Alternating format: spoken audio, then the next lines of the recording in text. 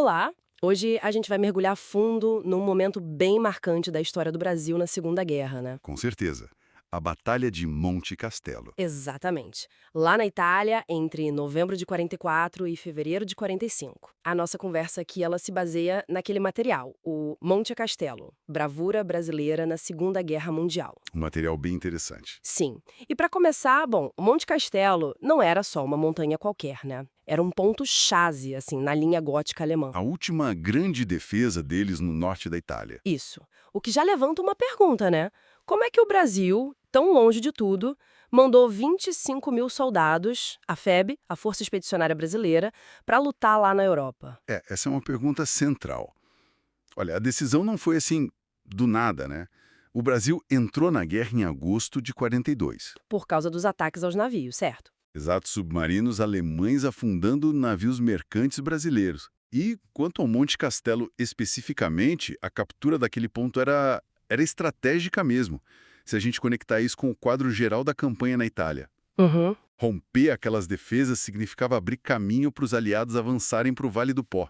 Enfraquecia a retaguarda alemã. Era, assim, um objetivo vital. Vital, com certeza. Mas imagino que incrivelmente difícil. Quer dizer, a FEB chega na Itália, é integrada lá no 4º Corpo do Exército dos Estados Unidos. A unidade americana a qual eles estavam ligados, né, operacionalmente, Isso. E aí, de cara, eles dão de frente com uma realidade, poxa, brutal. Um terreno de montanha super complicado, um inverno terrível, muito diferente do clima brasileiro, né? completamente. E um inimigo que já estava lá, experiente, bem posicionado. Nossa, o choque inicial deve ter sido pesado. Sem dúvida. E aquele inverno de 44 para 45, ele foi particularmente severo. Muita neve, frio congelante, lama. Isso dificultava tudo, não só o combate. A própria sobrevivência, imagino. Exatamente. A sobrevivência, a logística, equipamento congelando, visibilidade péssima. E o frio causava muitas baixas que nem eram de combate direto, tipo o pé de trincheira. Caramba! E essa mistura toda, então, fez a conquista de Monte Castelo virar uma saga mesmo. Uma saga, perfeito. Foram necessárias, 4 tentativas para conseguir tomar a posição. As primeiras, lá em 24 de novembro, depois 29 de novembro, 12 de dezembro de 44, falharam. Falharam. A resistência alemã era muito forte, né? E tinha os problemas de logística, o tempo ruim que não dava trégua. Ficou claro que precisavam mudar a abordagem. E como foi essa mudança? O que eles aprenderam? Pois é, o que é fascinante aqui é justamente essa curva de aprendizado, né? Uma curva forçada em combate real. Essas ofensivas que não deram certo, apesar de custarem vidas, Um custo alto. altíssimo. Mas foram lições duras, essenciais. A FEB teve que, assim, aprimorar as táticas para lutar em montanha, melhorar a coordenação com a artilharia, com os blindados aliados E se adaptar ao clima, imagino. e se adaptar àquelas condições extremas. Tem relatos, por exemplo, de como eles ajustaram as patrulhas à noite, o uso de reconhecimento para mapear melhor as defesas alemãs. Foi um processo de adaptação, debaixo de fogo, literalmente. Então, essas falhas iniciais, por mais dolorosas que fossem, acabaram sendo cruciais para o sucesso final. É impressionante pensar nisso. Precisamente.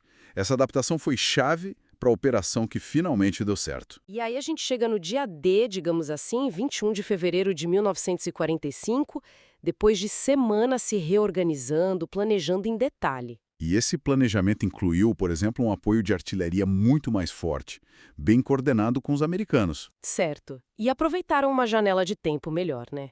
Aí a FEB lançou o ataque final, dessa vez com apoio aéreo, apoio terrestre massivo dos aliados. Sim, foi uma operação conjunta bem mais robusta. E os brasileiros avançaram. Depois de combates pesados, que duraram quase 12 horas, Monte Castelo foi conquistado. Uma vitória muito celebrada, é claro.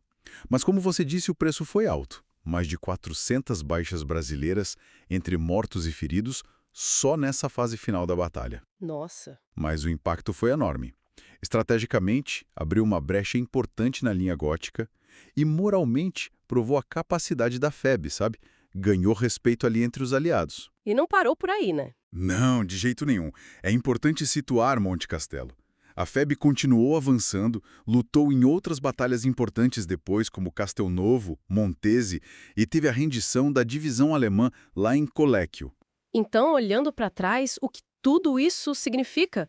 Monte Castelo parece que virou mais que uma batalha, né? Virou um símbolo. Virou um símbolo muito poderoso na memória brasileira. Representa o sacrifício, a coragem, a contribuição do Brasil ali na luta contra o eixo, contra o totalitarismo. E para o Brasil como nação. Bom, além do valor militar em si, a campanha da Itália, e Monte Castelo em destaque, foi uma afirmação. Uma afirmação da capacidade do Brasil de atuar no cenário mundial, de cumprir os compromissos assumidos, mostrou a resiliência do soldado brasileiro, o profissionalismo em condições terríveis. Isso até levanta uma questão importante, Qual questão? sobre como essa experiência toda impactou não só as Forças Armadas, mas a própria identidade do Brasil no pós-guerra. Entende? Interessante. Fica então para a gente pensar. Considerando esses desafios todos, o terreno, o clima, o inimigo entrincheirado, os próprios fracassos no começo, o que essa conquista final de Monte Castelo revela sobre a perseverança, a capacidade de aprender com o erro, a resiliência mesmo, especialmente lutando tão longe de casa, né? Exatamente. Uma lição sobre resiliência em situações extremas.